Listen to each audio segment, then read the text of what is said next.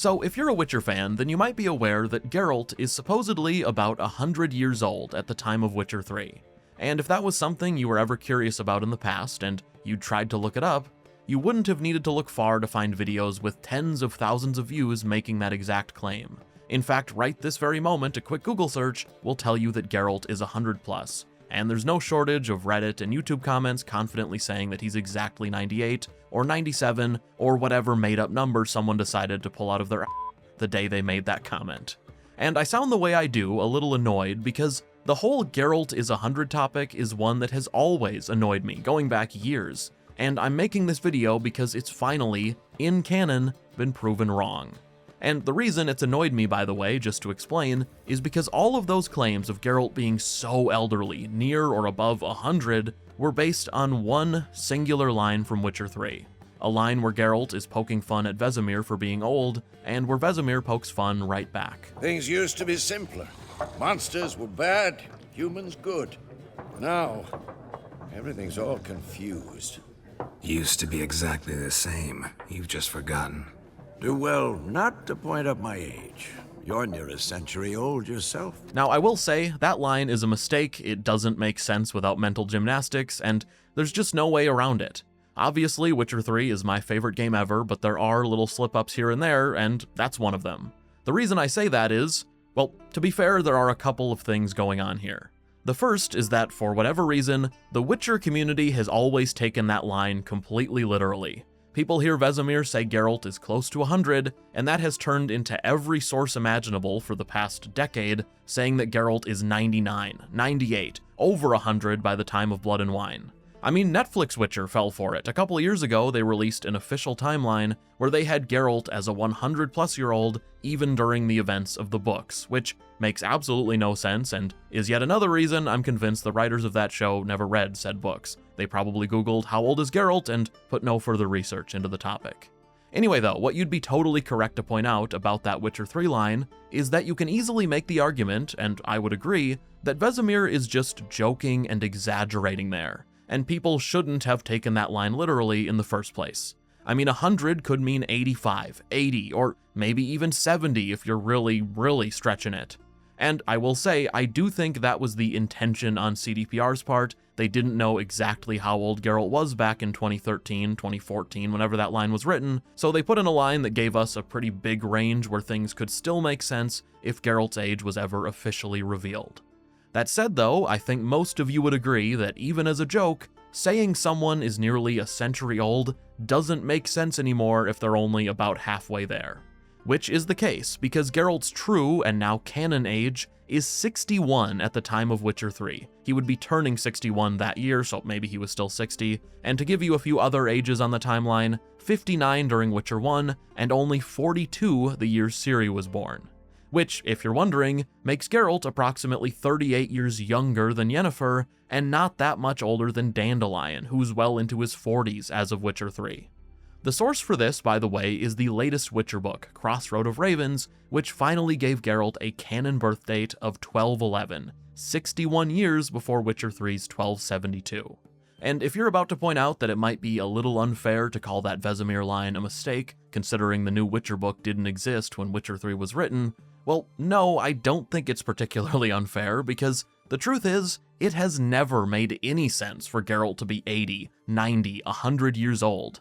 The newest Witcher book making Geralt 61 is not a retcon. It's not Sapkowski, the author of the Witcher books, changing things. It's just an age that's very consistent with what we've always known about Geralt, which is why that Vesemir line in Witcher 3 has always been borderline impossible to explain without doing mental gymnastics just to justify why he says it. The reason is because in the books, the original ones from before the games, you meet normal human characters who knew Geralt when he was a kid and they were adults. The clearest example has always been a priestess named Nennika. She's this bustling, hardworking woman who's never mentioned as being particularly old, just agile and a little chubby. But this Nennika tells Geralt in the first 50 pages of the first ever Witcher book that the first time they met when he was a child, he only came up to her waist. That same character shows up much later in the story too, only a few short years before when the games happen on the timeline. So If Geralt was somehow pushing 100, that would mean Nenneca would need to be about a century old herself, more likely 105 plus, which, needless to say, doesn't make a lot of sense, and that's just one example of several. Another good one is Dandelion, just that character in general. We know that Dandelion is still under 40 during the third Witcher book, Blood of Elves, though it's also said in the same book that he's about 40, so I think we can safely say he's in his late 30s there. Blood of Elves takes place in 1267, and we know that Geralt and Dandelion's first adventure together was a little over 15 years before that. So, if Geralt was around 100 at the time of the games, that would mean he would have been a near 80-year-old who met and then almost immediately became best friends with a guy in his 20s, likely early 20s. Is that impossible? Well, no, but it's unusual, and more importantly, it doesn't even remotely match the dynamic those two characters have in the books. And like most of the events in the early Witcher short stories, the ones that predate Ciri where a relatively naive Geralt finds himself learning lessons the hard way, they just make more sense if Geralt himself isn't particularly old at that time, if he's still relatively early into his Witchering career with many years of his prime left, and many years left to take those lessons into account. Which, speaking of his prime, that brings me to the Geralt of the games, and the obsession, quite frankly, that parts of the Witcher community seem to have with the idea that Geralt, after the end of Blood and Wine, should be retired as a character, that he should never do anything interesting or anything of note ever again, that he should barely be involved in Witcher 4, 5, and 6, and that he should just stay put at Corvo Bianco forever, for all time, in perpetuity until he eventually dies of old age. If you can't tell by the way, I very much disagree with all of that, but far more importantly, I don't think any of it makes sense for Geralt as a character, nor does it line up with what CDPR and even Witcher 3 itself tell you. So let's talk about that, although before we do, I do need to take a quick moment to thank my favorite sponsor Factor for sponsoring this video. And if you don't know, Factor are the meal delivery service. They're the one you really should give a try if you're wanting to eat healthy. I've said this many times, but for 2 years at this point, I've been personally ordering from Factor out of my own pocket because their meals have solved every food problem I've ever had. If you're like me and you get busy, then you might understand the struggle of not always having time to cook. And the unfortunate thing when trying to eat well when you're always in a rush is that most convenient foods are either unhealthy, expensive, or just plain boring. Factor, though, are the rare exception because they're none of those things. Their meals are fresh and affordable, they can be ready to eat in just 2 minutes, and every order you place is fully customizable, from the number of meals to which specific meals you want each week.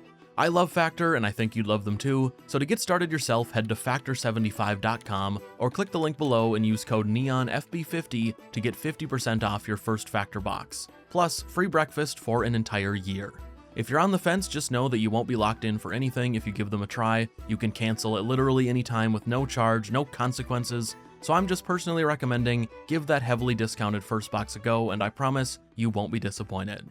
Okay, so back to the ending of Blood and Wine.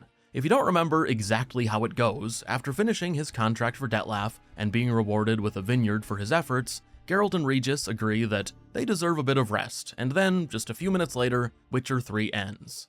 And for the past decade, this ending has been talked about like it's essentially the end of Geralt's life, or at least the end of him doing anything significant ever again. You look anywhere in the Witcher community and all of the comments talk about Geralt post-Witcher 3 like he's a decrepit elderly man incapable of doing anything other than drinking wine and playing Gwent. You'll see comments about how all they want Geralt to do from that point forward is sit in a rocking chair swatting flies, and how they imagine Geralt and Yennefer would be out of breath just from getting out of bed. And I've always read comments like that and wanted to tear my hair out, because where are people even getting that idea? It's a fanfic built up in the heads of some Witcher fans that doesn't line up with anything that happens in Witcher 3 itself. I mean, for one thing, a major plot point in Blood and Wine involves Geralt choosing to take extra Witcher mutations that make him stronger than he ever was before, as the game says outright. But more importantly, Geralt at the end of Witcher 3 isn't even middle-aged yet. He'd be 64 in Blood and Wine, which is nothing for a Witcher due to their slowed aging. Even if he was 90 plus, which he isn't and it's never made sense for him to be, but even if he was, he'd still have many years to go. I mean, Vesemir was much older than Geralt, likely around double his age at the very least, and yet it's said in the books that his health and strength would make even a young man envious. Speaking of the books, by the way, it's also heavily implied within one of them, Season of Storms, that Geralt is still out on the path helping people in 1373, 98 years after the end of Blood and Wine. Long story short, not really a spoiler because it has very little to do with anything else, but there's a little flash forward at the very end of Season of Storms where a sorceress is traveling to Aretuza, the school for sorceresses, in the year 1373. While traveling, a certain white-haired witcher who talks like Geralt, acts like Geralt, and knows things about a specific monster only Geralt would know because of things that had happened earlier, ends up saving this sorceress from said monster.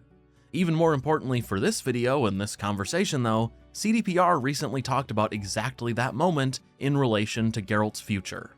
They were asked by IGN shortly after Witcher 4 was announced what Geralt's role in the upcoming Witcher trilogy would be, and unprompted, CDPR brought up that moment from Season of Storms.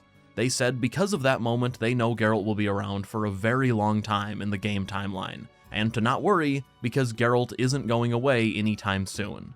Which, really think about that. 98 years later, Geralt is still alive, still helping people with his swords, yet much of the Witcher community loved the idea of Geralt post-Blood and Wine just sitting at his vineyard for a century, for nearly twice as long as he'd even been alive as of Witcher 3 beginning.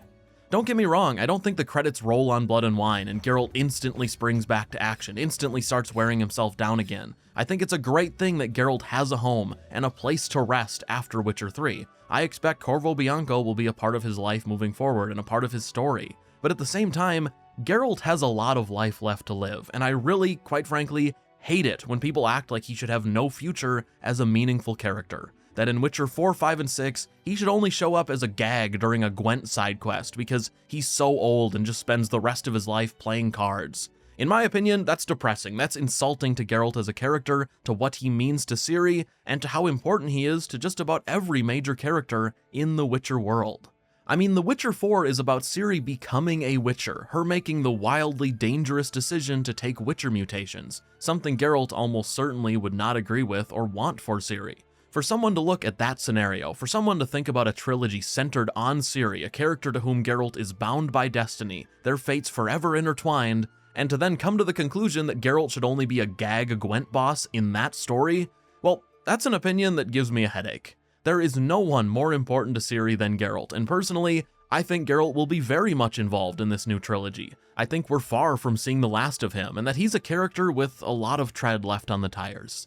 I've just never understood why Witcher fans seem to be in such a rush to stick Geralt in a nursing home when Witcher 3 itself says nothing of the sort.